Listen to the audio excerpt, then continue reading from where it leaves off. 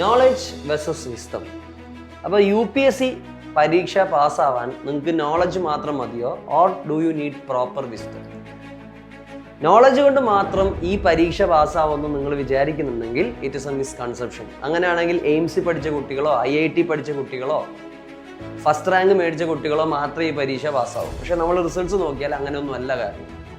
UPSCക്ക് നിങ്ങൾക്ക് വിസ്ഡം ആണ് വേണ്ടത്. You need wisdom, not knowledge. നിങ്ങൾക്ക് കിട്ടിയ നോളജ് പ്രോപ്പർലി അപ്ലൈ ചെയ്യാനുള്ള സ്കില്ല് നിങ്ങൾക്ക് വേണം.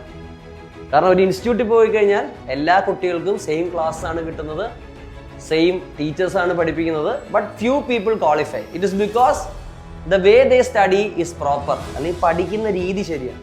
നിങ്ങൾ പഠിക്കുന്ന രീതി ശരിയാണെങ്കിൽ നിങ്ങൾ എക്സാം ക്രാക്ക് ചെയ്യും.